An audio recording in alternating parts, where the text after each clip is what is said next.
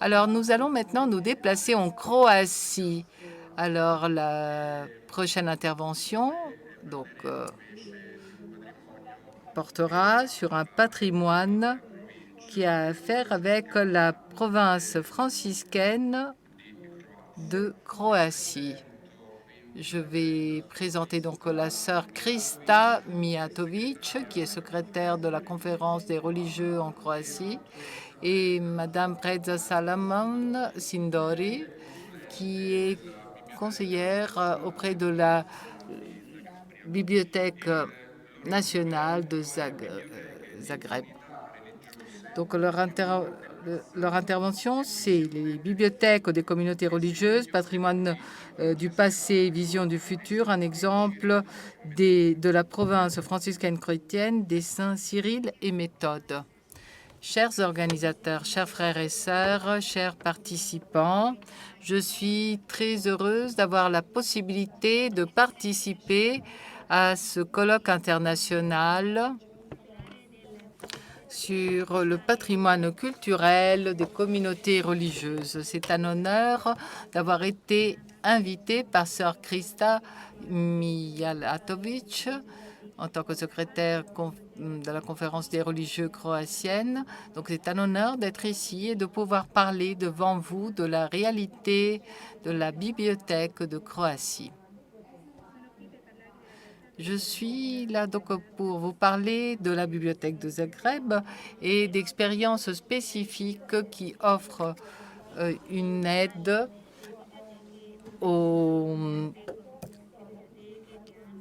comme d'autres bibliothèques qui ont ce rôle de protéger le patrimoine du passé, du futur, avec l'aide de la province franciscaine de Saint-Cyril et Méthode. Notre travail et avec la conférence des religieux de Croatie depuis 2020. Notre objectif est d'explorer et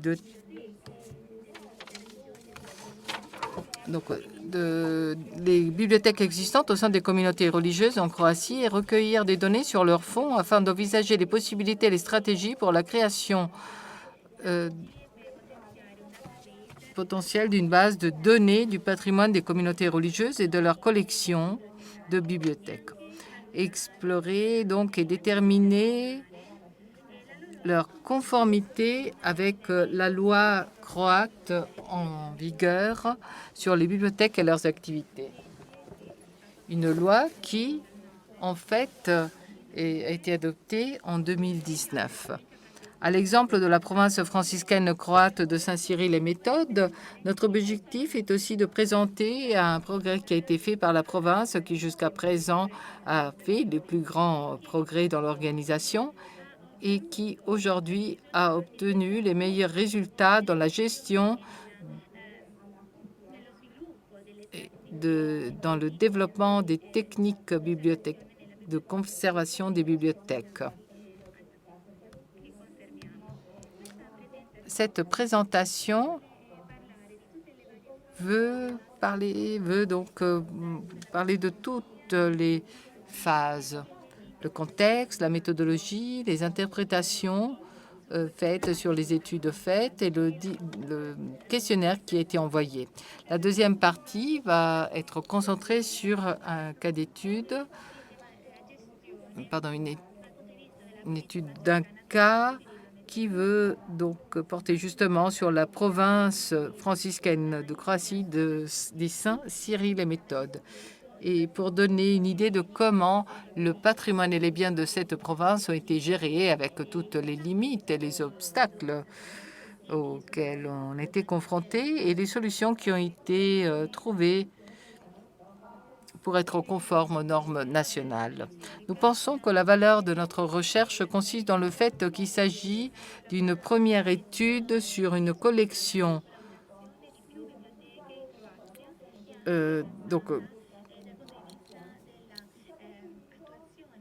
et aussi en termes d'application des normes de Croatie sur les bibliothèques. Permettez-moi maintenant de parler un peu de la vie des donc congrégations en Croatie.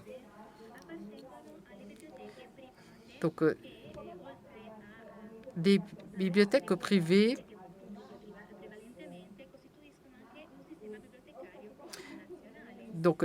les bibliothèques publiques constituent tout un réseau en Croatie et dans le registre des bibliothèques nationales publiques. Aujourd'hui, il y a en fait 150 bibliothèques spécialisées qui ont justement des informations spécifiques et qui offrent des informations sur tout ce qu'on peut trouver au niveau national. Il y a 9700 bibliothèques enregistrées en Croatie aujourd'hui.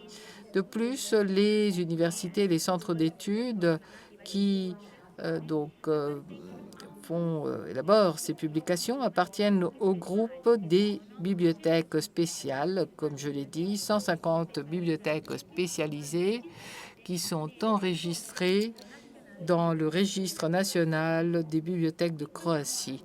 Là, nous voyons les bibliothèques des communautés religieuses, même si la plupart de celles-ci ne sont pas des bibliothèques actives, mais selon le droit croate, sont considérées comme une collectivité de bibliothèques. La caractéristique de ces bibliothèques appartenant à des communautés religieuses, c'est qu'en fait, elles n'ont pas d'activité professionnelle. Il n'y a pas un professionnel chargé de la bibliothèque. Cette diapo, eh bien, c'est une page de ce registre de la République de Croatie avec une liste de bibliothèques spécialisées, entre autres les bibliothèques franciscaines, et des détails, par exemple le type de bibliothèque, le nom, l'appellation, l'adresse, des documents qu'on peut y trouver selon les sujets, les financements qu'elles reçoivent, le nom de la personne qui est chargée de la bibliothèque. La recherche que nous présentons aujourd'hui a été lancée parce qu'il manquait du matériel scientifique sur ces bibliothèques. Aujourd'hui encore, il y a des documents qui sont liés à des monastères spécifiques qui n'ont pas encore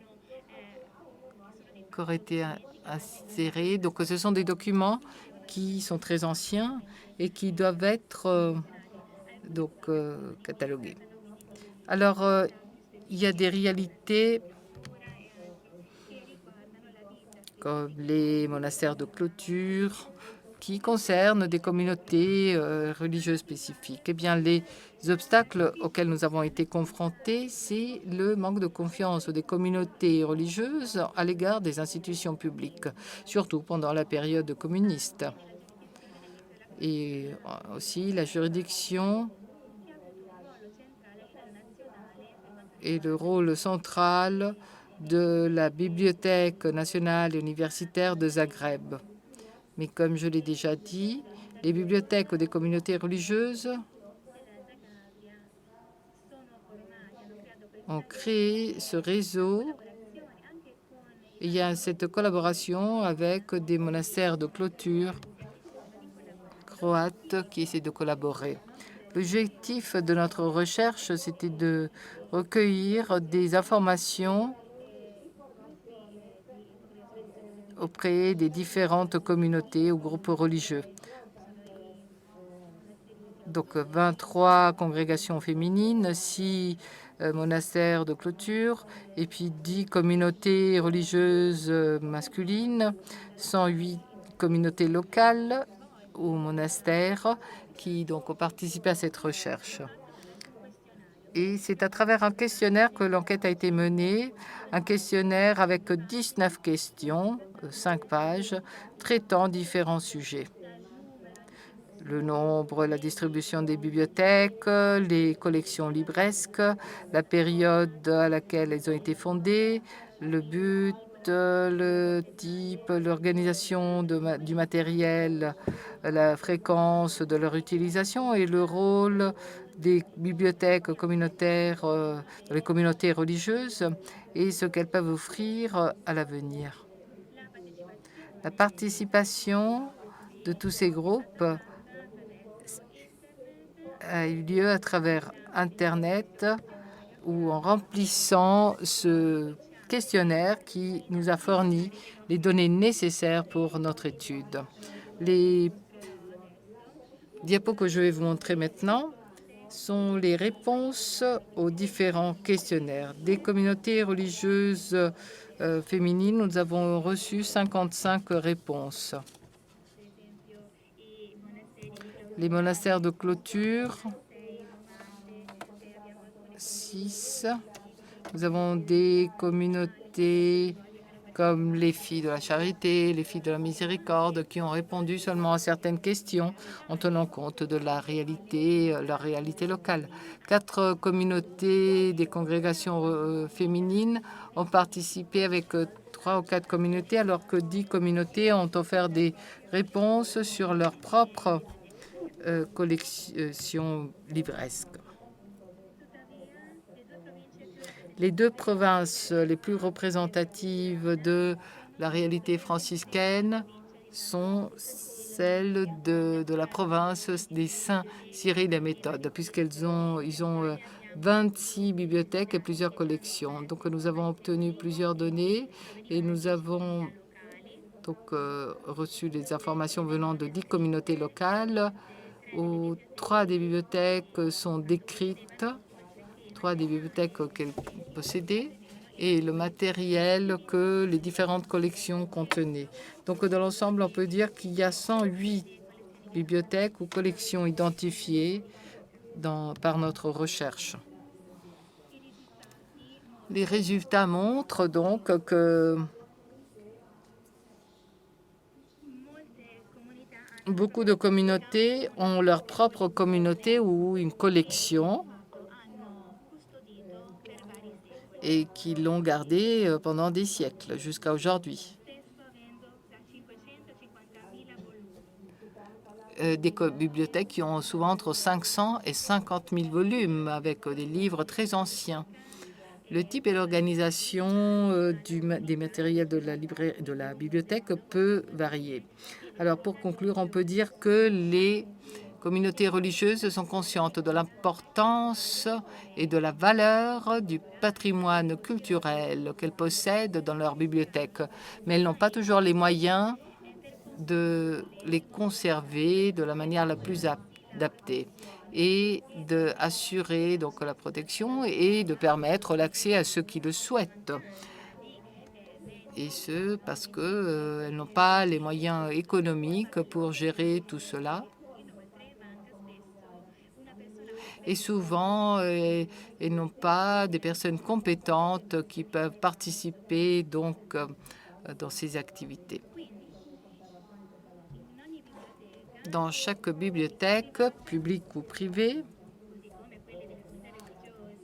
ainsi que dans celle des communautés religieuses, il y a différentes phases qui sont nécessaires.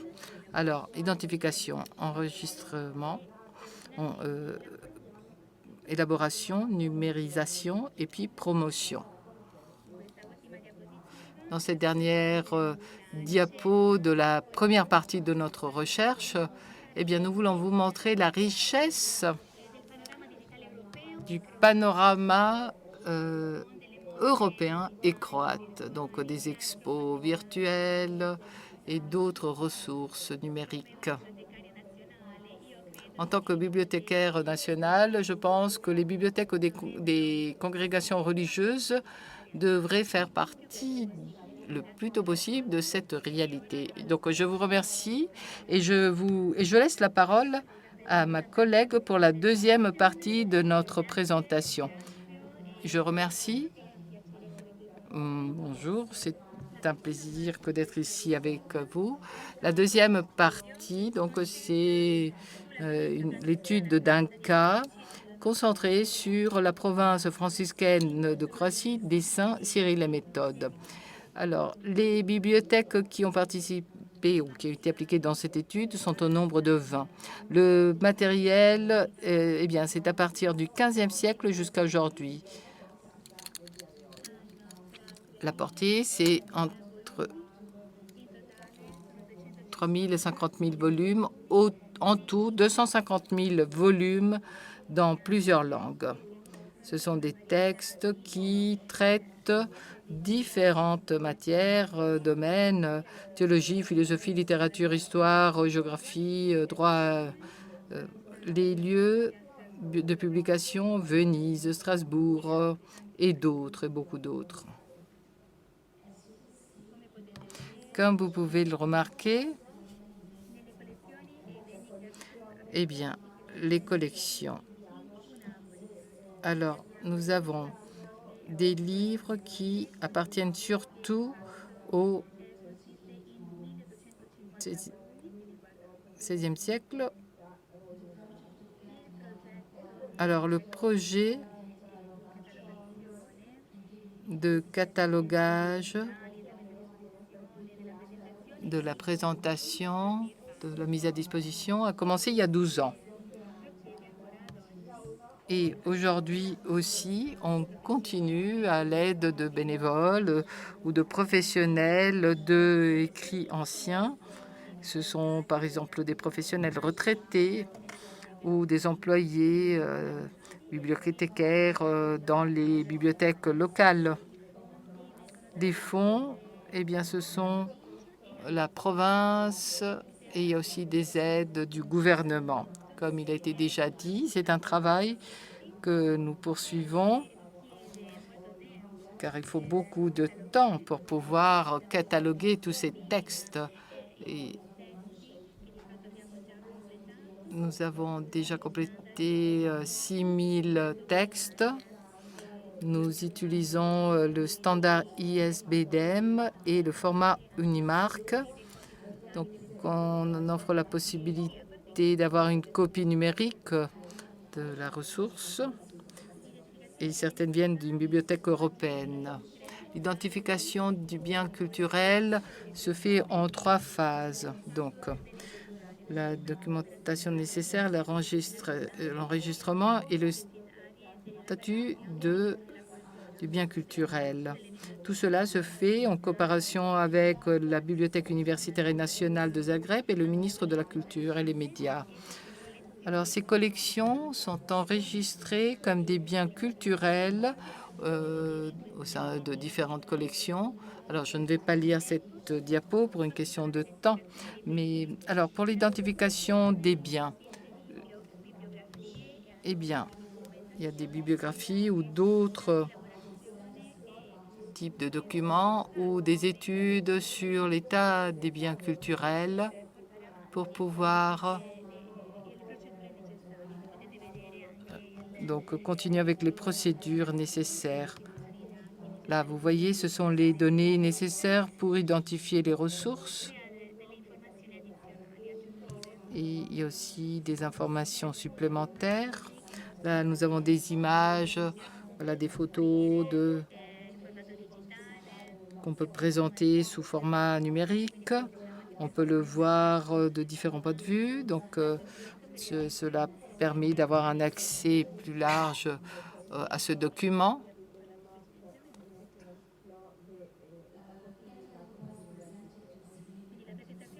La présentation du catalogue en ligne est fournie aux différentes bibliothèques de Croatie, à la conférence épiscopale, à la province de Croatie, et ainsi qu'à des médias pour pouvoir accéder aux informations nécessaires. D'autres provinces franciscaines de Croatie ont décidé d'ajouter leur catalogue à ce réseau. Et puis ce projet a poussé les communautés à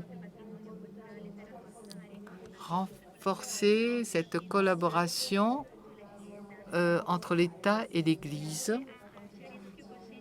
Et nous sommes devenus plus conscientes du fait que toutes ces informations, toutes ces données que nous avons doivent être élaborées, mais doivent aussi être bien préservées. Eh bien, toutes ces collections offrent des opportunités uniques. L'objectif futur pourrait être de faire participer d'autres communautés religieuses pour pouvoir analyser leurs documents et voir quel type de collaboration nous pouvons avoir pour avoir accès à plusieurs documents et avoir aussi une confrontation entre des documents similaires venant de différents pays. Merci de votre écoute.